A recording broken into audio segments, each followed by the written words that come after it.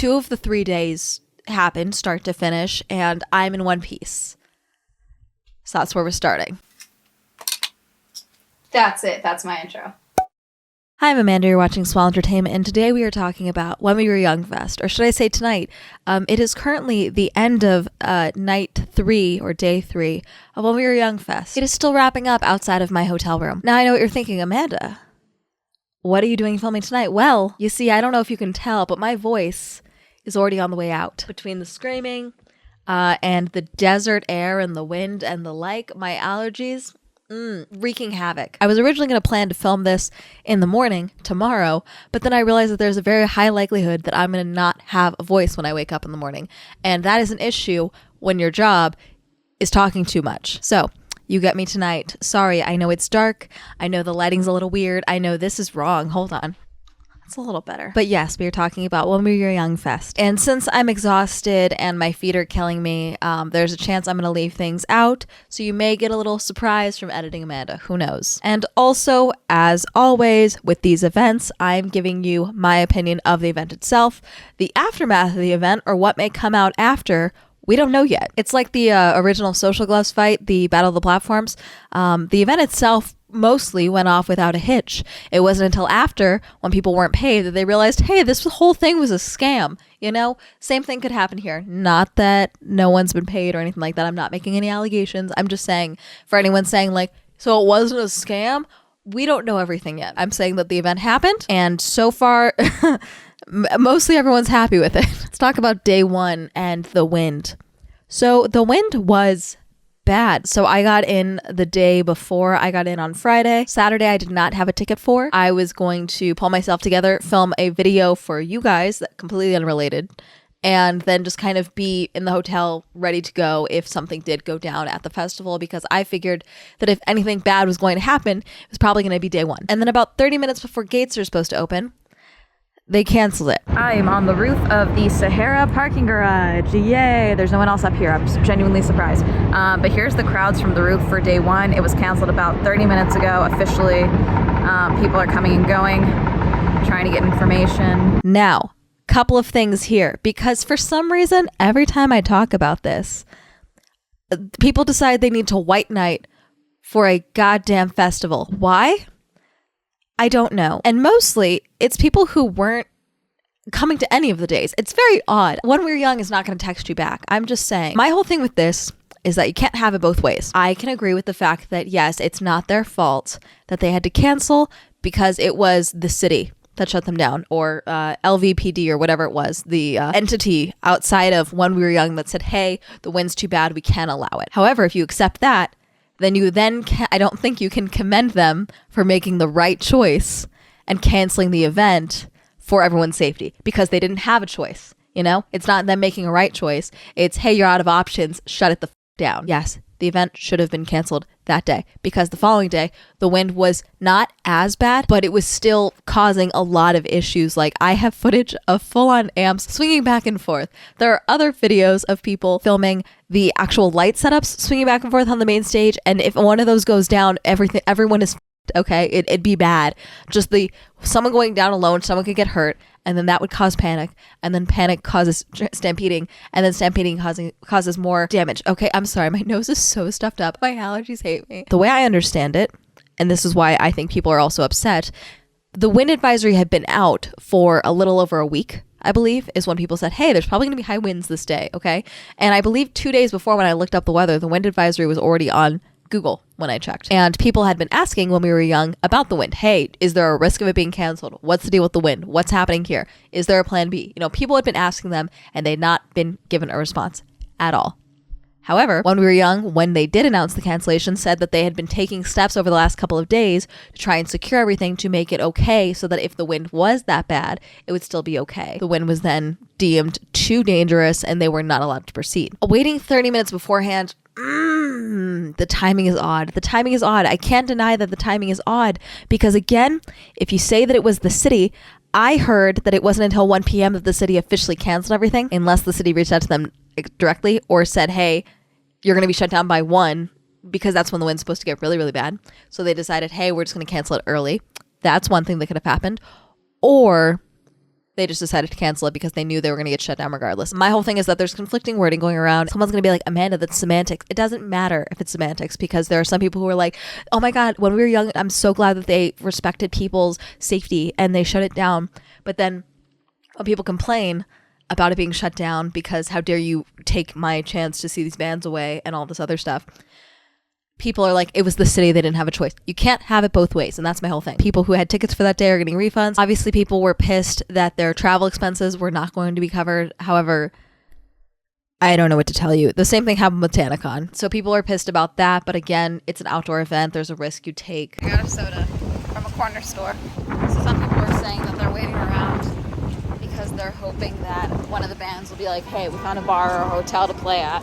And so they're kind of sticking around. Some people are still hoping they're going to say psych and the wind's going to die down and they're going to be able to perform, which is just not going to happen at this point, I don't think. I get people being upset because the wind was something that people had raised concerns about for a couple of days. And apparently, When We Were Young was working on it and didn't address that. If they had said, hey, like a couple of days before, okay, I'm not saying shut it down the day before, but a couple of days before, hey, we know there's a wind advisory.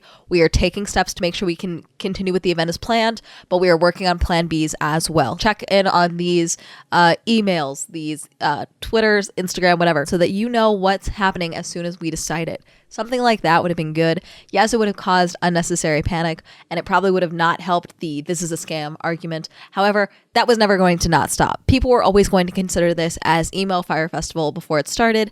And even now, after day 2 and day 3, when I tweet about When We Were Young or I post about it on TikTok or whatever, people are like, I thought that was canceled.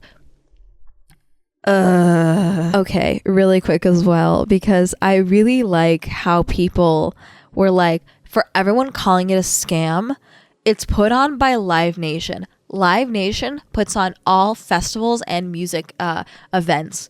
Like, they're the ones in charge of everything. My guy, my fellow in emo, okay? Just because a company has a monopoly on a certain part of the industry does not mean they're great at it. Does not mean they can't make mistakes. You know what else Live Nation put on? Astroworld. And again, that wasn't a scam. That was an actual health hazard that led to people's death. Just because a company has control over an entire element of the music industry, in a sense, does not mean that they are the best ones to do it. Just saying, okay? Obviously, with Saturday being canceled, there was a lot of distraught emos wandering around the strip here in Las Vegas. So a bunch of bands decided to do pop-up shows. Not all of them. I believe only Bring Me the Horizon had a paid show. But I think that was because of the venue. I think the venue was not going to allow a non-ticketed event or a non-paid event for whatever reason. I don't know. I did not go to any of the live shows or the pop-up shows because, one, I did not have a ticket for Saturday and I didn't want to take up space for someone who missed out on Saturday when I knew I was going to be going to Sunday and then obviously today, this Saturday. Also, there were thousands of people wanting to get into these shows and most of these venues only held like 300 people. Back in my hotel room. Covered in a fine layer of dirt.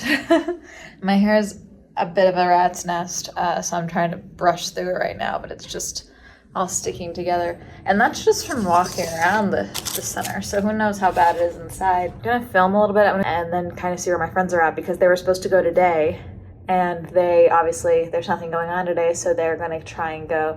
They got tickets for tomorrow, luckily, which is also when I'm going. And yeah, we'll just kind of see where it's at from there. Sunday was the line day, Line We Were Young, if you will. Saturday was When We Were Young.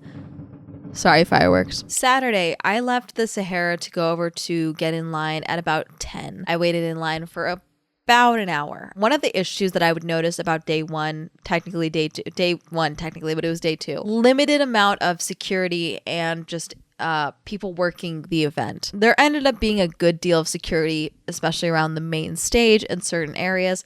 But in the line situation, I think there needed to be more organizers or something going on, because what ended up happening was told, hey, the end of the line starts back there. The problem is when you have enough people walking to the end of the line, then the line that you are in to get to the end of the line now becomes part of the line. However, because there was no one at the other end to kind of guide people at all, it was a bit of a mess, okay? And there was at one point I was told that people were making a line for something that was not a line, and there was like 100 or so people in line, so they had to go to the back of the line. People were like, oh, hey, are we back at the back of the line? Is this the back of the line? Even though there's a chunk of people behind me. No, you're not cutting me.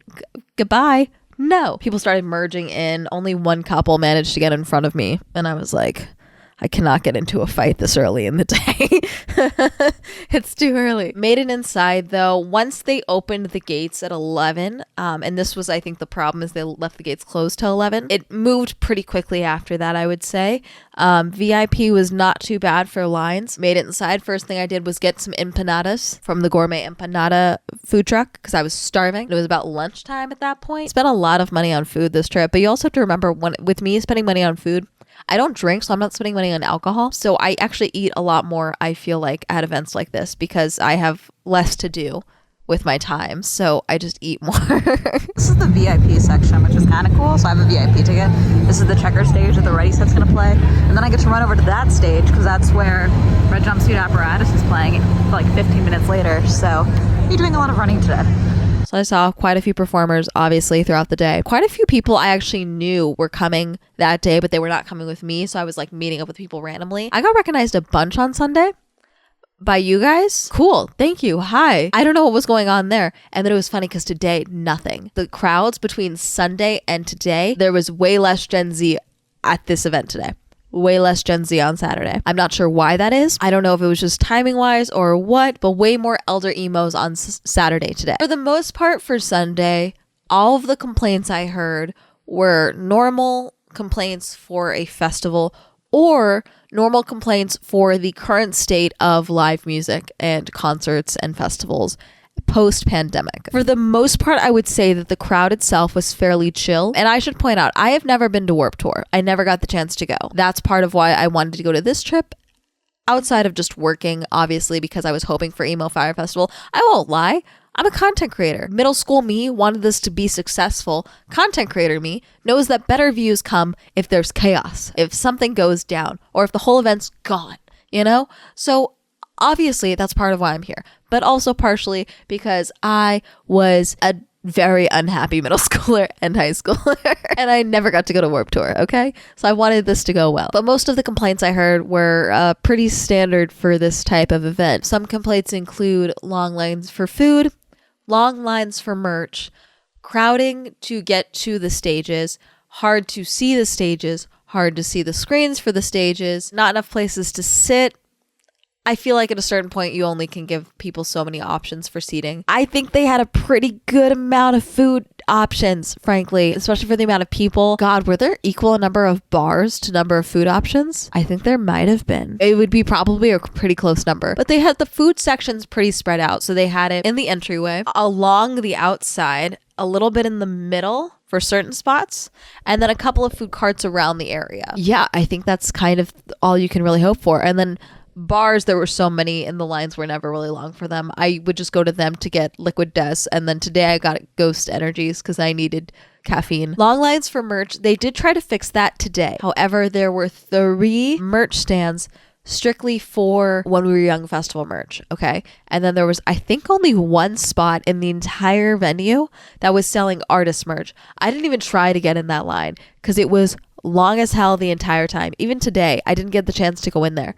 And so I would have liked to have bought merch for bands and stuff, but it just was not going to happen. Today, what they tried to do to fix the merch issue because people were complaining was that actually yesterday they started selling merch for like a certain time slot, which the people behind me this morning went in to go buy. And then they also had a merch stand outside by the line area so that before you went into the venue, you could buy your merch outside of the venue, which I guess is a pretty good option. As far as crowding around the stage and having difficulty getting to a stage, it's a concert, you know? I don't expect that I'm going to be able to get barricade if I show up 5 minutes before the act is supposed to start or 5 minutes into the act. I don't expect that I'll be able to get barricade. Also, I'm 5'2". I like oxygen. I've learned my lesson over the years. I also value being comfortable. It's not even post-pandemic. I'm just like, don't touch me, you know? The thing about Sunday, like I said, is the wind was still pretty bad. I was already cold before the sun went down in just my flannel and my slutty top. And so I was like, God damn it, I'm gonna go buy merch. And then I was a little warmer, but not much warmer. But the wind was cold. And I'm part turtle. I'm always cold, okay? That's not their fault. That's just the bane of my existence. Sunday, the wind was still pretty bad, like I said. So there was a couple of things that I think were in place because they were still worried about the wind. Like I said, things were still swaying. So they had to fix some of the banners because some of the banners had come undone, or they had shortened them or like kind of cut them loose so that they weren't basically making a sail on top of the stages. The checkered stage and striped stage and even the pink and black stage, I believe, the banners were kind of like only half secure until like this day actually got going, and then they had someone up on a crane reattaching them again so that there wasn't like wind resistance making it fall down. God, my nose is so stuffed up.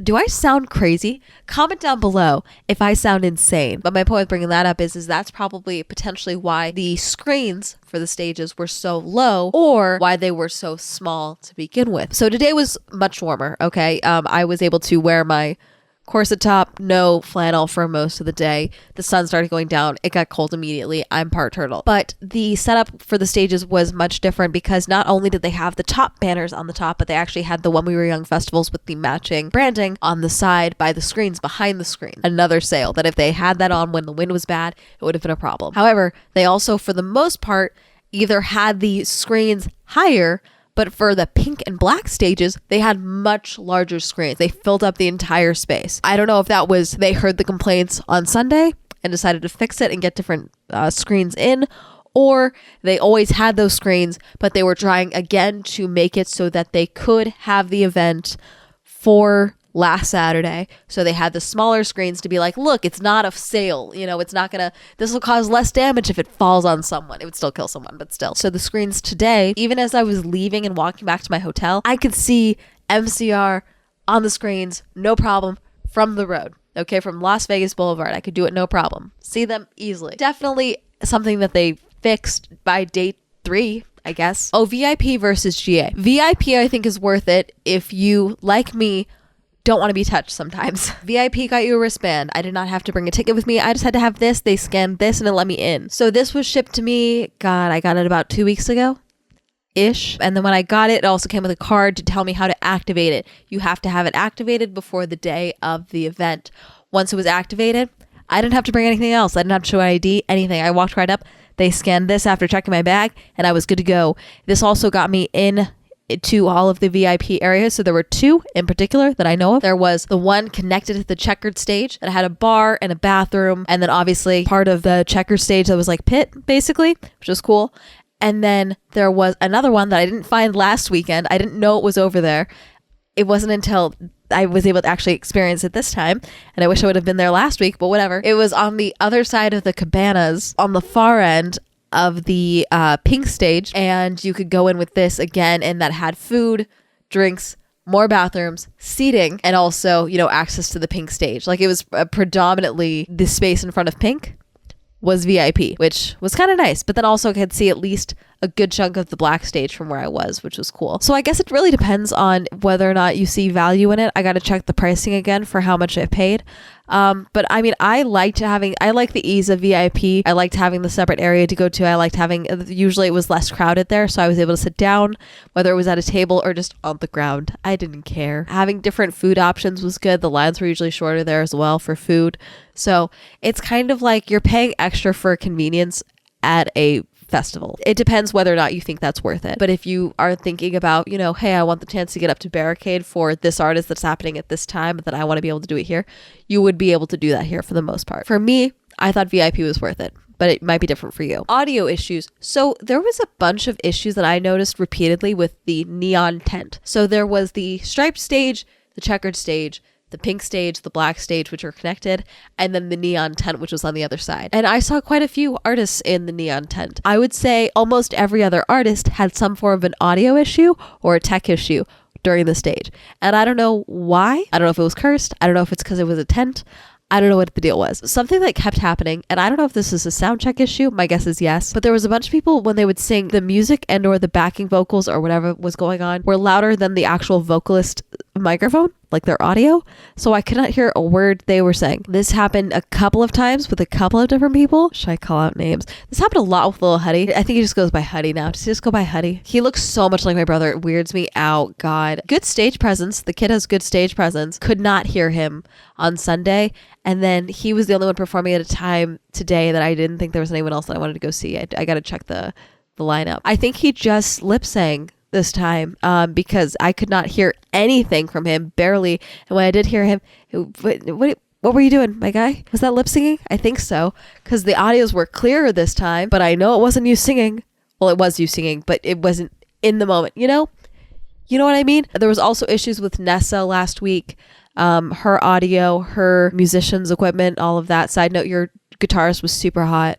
Nessa, if you see this, please let him know my DMs are open. So on Saturday, I didn't go see Nessa. I went and saw Bright Eyes so I could get a good spot for Paramore, and their lead singer was super smashed and not having a great time. Apparently, Nessa ended up not performing weekend 2. Now, Nessa has been very open about her struggles with her mental health and her diagnosis with BPD. When I saw her perform on Sunday, like I said, there was a lot of issues with her set, and it was very clearly affecting her. She was very clearly embarrassed. She kept hiding her face. So honestly, I'm not that surprised that she ended up canceling her set. A bunch of artists that I liked seeing live, which was cool. A bunch of artists that I've been listening to for years that I never got to see perform, which was cool. Some I've seen perform before. I've seen Neck Deep live before. I've seen Sleeping with Sirens before. I've seen Vic Fuentes from Pierce the Veil, but not actually Pierce the Veil live. He performed very briefly at Emo Night like 2 months ago, which was cool. I was on stage at that. That was fun. He was like 5 feet away from me. God, have I seen none of these other people live? I saw a lot of people live this trip. Cool. I should add that to my list. See, the thing with me is that even if I'm not familiar with a band in particular, I love live music. Personally, as far as like being introduced to new music, that's my favorite way to discover new artists is live. I really like when I go to a concert, I like watching the openers because it's kind of like having a captive audience, but then also I get a good sense of the vibes of the music from how they perform it live. And I will say, for the most part, a lot of the performances that I went to for artists that I have listened to for years, they sound exactly the same live as they do on the recordings, which is nice. Which I guess someone's gonna be like, it's because they were lip singing. I mean, maybe, but I don't think so. The Lil Huddy one was really clear. These other ones weren't. Oh yeah, Avril Lavigne. So Avril performed last Sunday. She brought out All Time Low. Then Mod Sun. It was funny because the group that I was with, some of my friends, we were like, God, she's going to bring out Machine Gun Kelly, isn't she? She's going to bring out Machine Gun Kelly because I think they were on tour together, if they're not still on tour together.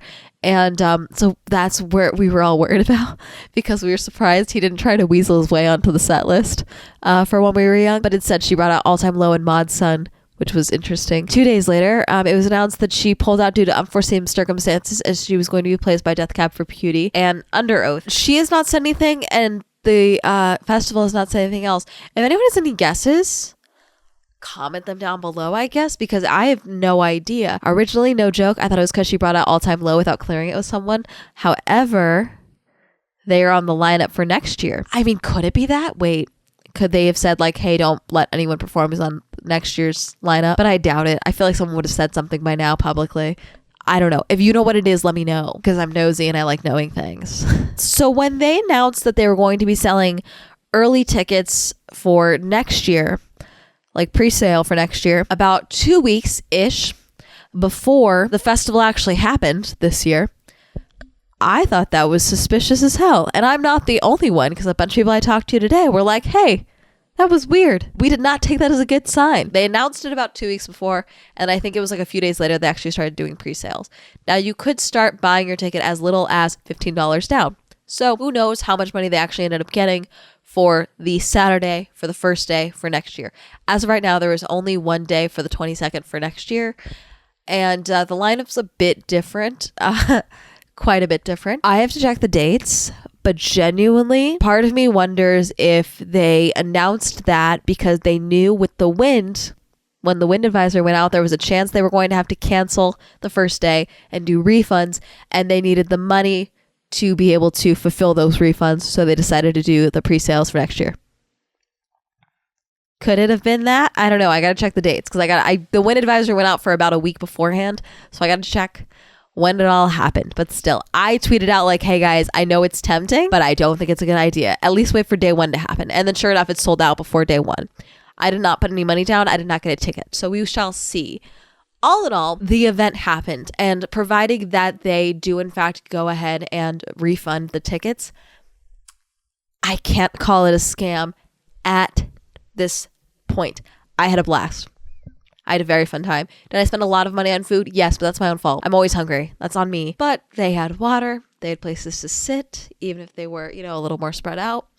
They had shade. Obviously, this isn't like TanaCon, and I think that's the thing that I always point out here. So obviously, aside from Saturday with the wind, Sunday, they put out what the weather was going to be. It was going to be cold. They made that clear. They made it known to us that it was going to be cold. Today, they made it known it was going to be sunnier and to bring sunscreen. Obviously, you know you're going to an outdoor event. Though they did provide shade, you should know to wear sunscreen, okay? There are just things that you need to expect when going to an outdoor event, especially one in the desert. With TanaCon, we were not supposed to be waiting outside that long.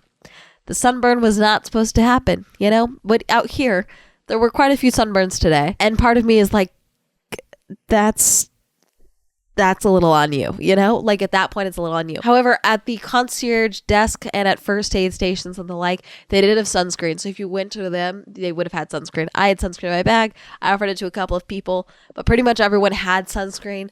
Because for the most part, a lot of these people have gone to Warped Tour or other music festivals before. Like I said, today was a lot of elder emos.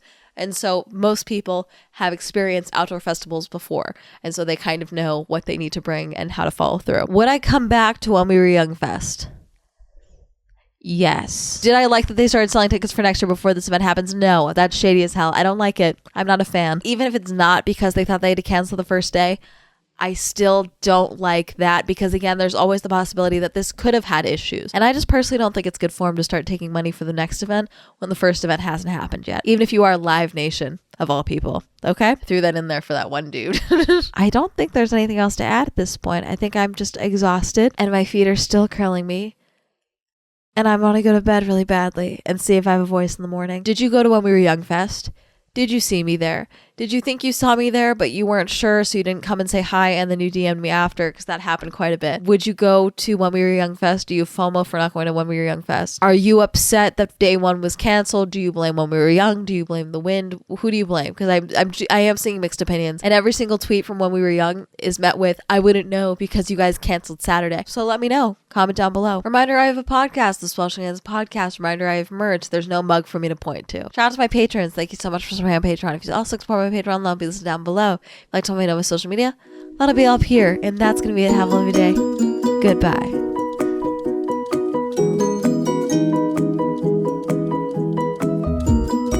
The fact that the event had been canceled for like 4 hours and Fremont Street already started selling merch with like When We Were Young or like the wind for like the lineup for the shirts for When We Were Young. I thought that was funny. Thank you, Alan, Cameron, Christopher, Chris P, Crash BC, China, Dirty One, Don, Elliot, Evan, Eric, Eal, Hopeless Incognito, Jack Ray, James, Joe, John, M, Jordan, Joseph, Kenny, Kim, Kristen, Lamb, Lex, Lisa, Luis, Matt, O, Matthew, Meme Lord, Michael J, Mecca, Nathan, Nathaniel, Pat, Penn, Richard, Robert Ross, Sam, Serena, Skylar, Simon, Tasha, Timothy, Heavenly, Plastic, Com, Cordy, Randy, Wendy, Williams, Andrews, Wink.